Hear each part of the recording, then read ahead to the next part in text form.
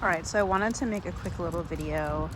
As I'm sure the girls up front have told you, Miss Spicy Radish is not interested in anything that I have to offer. So we're not really making much progress. I'm having to use a lot of compulsion method of training, which I don't like doing.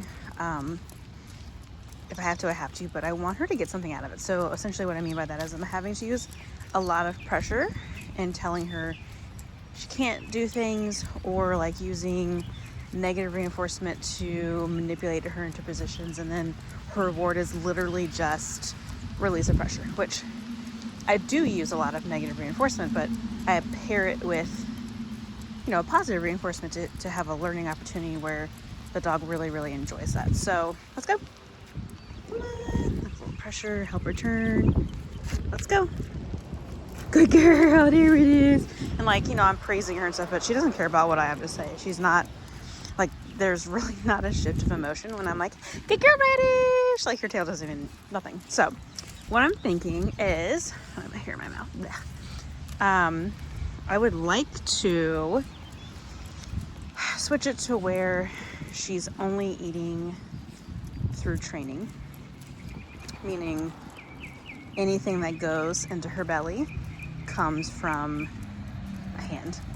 So I feel like there's going to be a lot of pushback from her taking food from me because she already doesn't want to do anything with me, period. So I'm thinking that in order to, good girl, to lessen the stress, I'd like for it to be something that is, good girl, nope, let's go, you're all right, to be started at home with you. So instead of her getting her food in a bowl, she has to eat it in handfuls from you.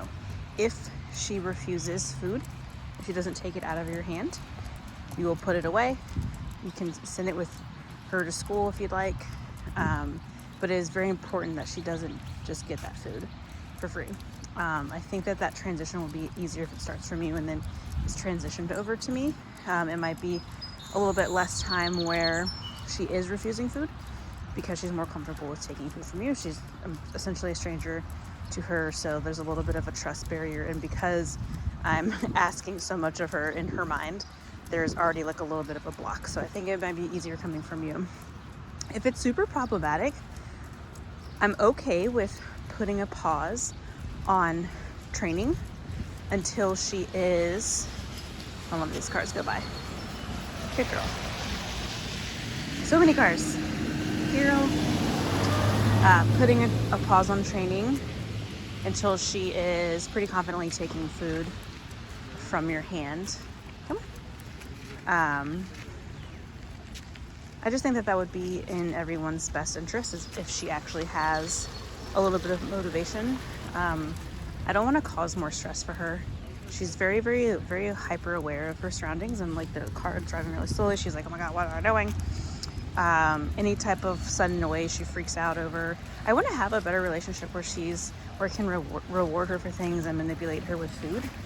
And I've tried it all. We tried the fancy hot dogs, cheese, canned food, chicken nuggets, grilled chicken. She hate I even offered her my lunch one day. She's like, no, don't want that. So I think that there needs to be that little bit of, let's go, turn, come on, good girl. Maybe a little bit of hunger. So she's not gonna let herself, good Lord, it's all right. Good, big truck. She's not gonna let herself starve. There might be like a day or two where she's not eating. I don't want you to be stressed out about that. It is important that we're not withholding food from her.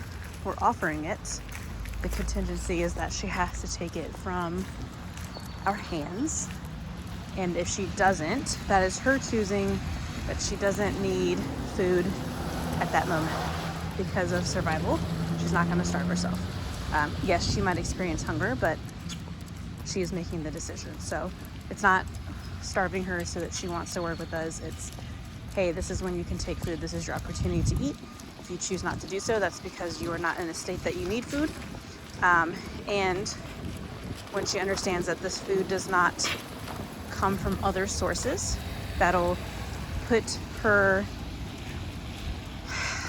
for lack of better words, at our mercy to take food from us. And then once there's that shift, come on, nope, you purposely spin the other way just to be a turd.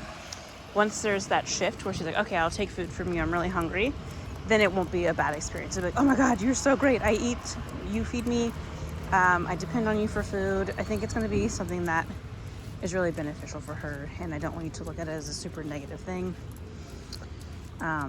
Otherwise, I'm not making any progress. She's walking really nicely right now, but it's a lot of like leash taps, and if anything happens around us, she totally shuts down. And as far I can even get her to sit, I have to kind of like put a little pressure up on her chin to kind of fold her down into a sit, and like you'll see, like she doesn't want to do it.